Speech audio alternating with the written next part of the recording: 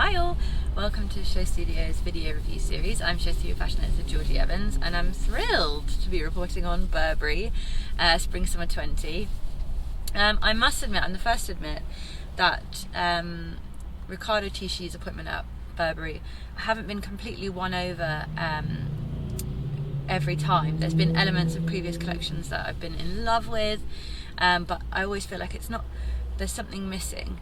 This collection, however, I thought was his absolute best yet, and I was really, really impressed. Riccardo was saying that this was an evolution from Burberry and Britain, past to future. And normally when I would read that statement, having seen previous Riccardo Burberrys, I would think that would be taken as a real literal interpretation, but actually what was presented today was really subtle. I say subtle, but there's a lot of diamante, so that wasn't so subtle. But for me, the interpretation of that was really cleverly done. So as per usual, on each seat is a beautiful scarf, and already this is an indication of how soft this collection felt to me. Previous scarves have been bright orange or with the Burberry logo, Burberry Savile on it, but this kind of soft blue with the date also, which is very sweet. Soft blue is really indicative of how calm this collection was. Saying that, however, there were a few elements that were not so calm. That's not a bad thing, just slightly more woo. So interesting space. We're all sat in a giant rectangle of sorts, and in front of us, when we're sat, is a mirror. This technique was used ages ago by McQueen for the Voss show, and it's always quite funny when the press and the buyers, etc., are made to stare at themselves for 20 minutes, because these kind of shows always run late. There's such fantastic front row and celebrity attendance, so it does tend to run a little late, but there's something quite brilliant about making everyone look at each other, and also with a mirror you get to really have a look at who else is in attendance as well, which I always think is really fun and interesting. And then the mirror rises up and there's an amazing set with almost a rusty ceiling and a rusty floor, with clear perspex. I think it's perspex. So sorry, I'm losing my voice already. Clear framework with these amazing white speakers in them, so this fantastically globular sound system on the set, but still in this very muted palette, and the rust as well. I feel that's something that Riccardo's been looking at with Burberry, so I was really thrilled with that set. I think it was just simple enough, but still so striking, and the first couple of looks that come out are really brilliant. What normally happens at Riccardo Burberry show is it's slightly segmented because he shows everything together, so slightly more demure and elegant women's wear, then slightly more demure and elegant men's wear, and then slightly younger youth items, and then on into ever so slight evening wear. The first collection Riccardo did for Burberry was very much segmented, and you could really see where these divides were coming. This collection I really liked, actually. It was much more smooth. It was a real segue of kind of ideas, if that makes sense. Some really standout looks from the first couple of looks were the dual kind of fabrication blazers on the men. So started as one fabric and then changed tone, so went from beige to a light grey, and changed fabrication as well, and then they belted around where that changed. I thought that was really clever. Some of the illustrations as well I really loved. I can't remember the illustrator for the life of me, but it really reminds me of Jungle Book, Rudyard Kipling's Jungle Book illustration. I feel like I've seen that on the cover of a book, and so Riccardo had taken that into scarves / shirt hybrids, and on bags and lacing shoes. Shoes were quite interesting here. I actually felt like that might have been the weakest point of this collection, because previously the shoes were fantastic at Riccardo's Burberry. Here they were double scarfed, twisted over the foot, which was still really elegant, but slightly less enticing as the logo shoes we've seen before. And actually, generally speaking, the logos have been really pared back for this collection, and I actually think it was better for it. I suppose that's in keeping with the times. Logomania seems to be phasing out a little bit, and so I'm really pleased that was happening in the Burberry collection as well.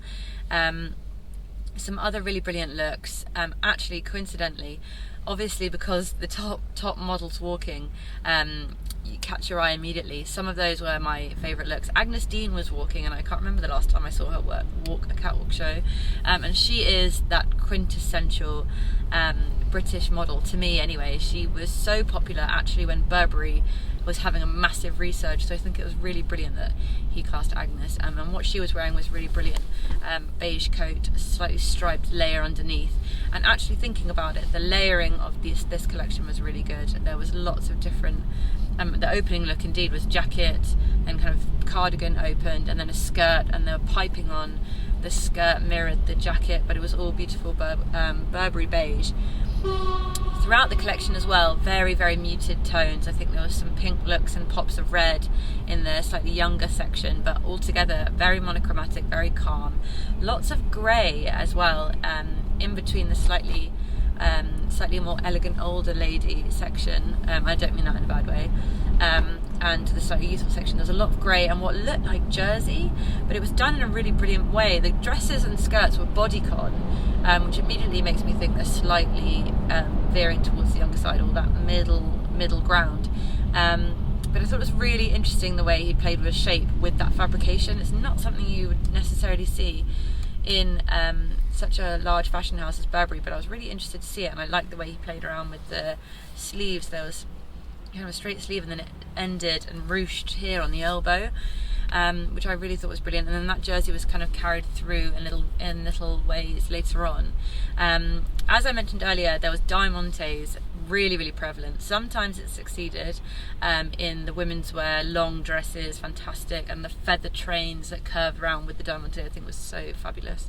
In the menswear, I found it a little bit jarring. I didn't mind it as a pinstripe on some of the suiting, but it kind of came in on a patchwork suit, and I found that a little bit jarring. I will say the menswear casting as well is still quite, I've said this before in previous collections, is still quite Italian. The guys are quite burly and beautiful and broad, and they have this real masculine energy about them, whereas when I think of Burberry, or I think of British models, you often think of that slight rockabilly, a little bit gaunt, a little bit skinny, floppy hair aesthetic. So I would quite like to see some of those chucked in the mix next time. Later on, towards the end of the collection, we've got beautiful evening gowns in feathers, and I thought these were really, really brilliant.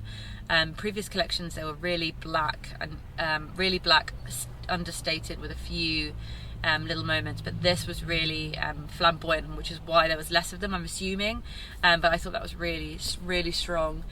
So generally I think this collection was a real step in the right direction. I'm really pleased that basically everything that I wasn't so keen on before has been rectified.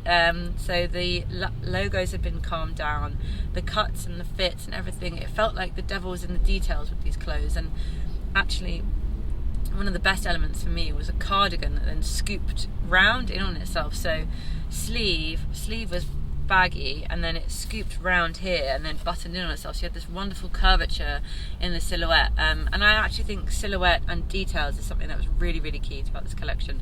Just the shape of everything, the finish of everything, and the fact that it was so muted in colour palette really allowed your eye to go straight towards those details. I should talk about the slightly younger section as well. They've got these hats that are a bit Handmaid's Tale actually, cap with a kind of bonnet element here, but I liked the way they were been flipped around so they cover the back of your neck.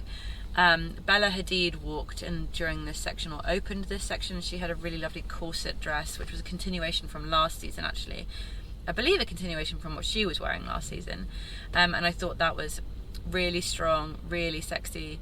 That whole section in previous collections for me has been a little bit too, not gaudy is the wrong term, but quite in your face with logos and statements and patches, etc, etc, and I really felt like this section of the collection now was so elevated, and it was really something that the teens and 20s will really want to buy into.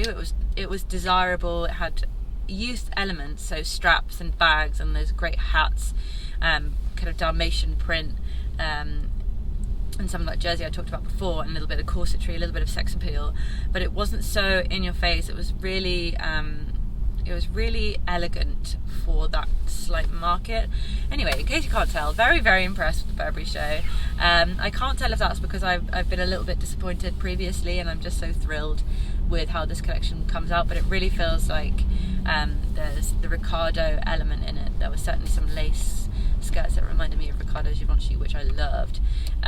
Certainly some elements in it that feel like Riccardo's stamp on Burberry, but actually I would say this was really quintessentially Burberry, and I think it will do exceptionally well. I was really, really pleased to see this collection as it was, and what a show! Amazing performative element, amazing to see, have a good vantage of all these incredible celebrities and people watching, and so yeah, thoroughly enjoyed it. Burberry tends to be a bit hit and miss, so please do let me know what you think. Comment down below if you agree with me. If you don't, I'm very eager to read, and like, comment, subscribe, all the usual YouTube suggestions, and make sure to watch via Show Studio as well. That way you'll get all our wonderful catwalk coverage, the live stream, and our social media curation too. So I'll see you guys very soon.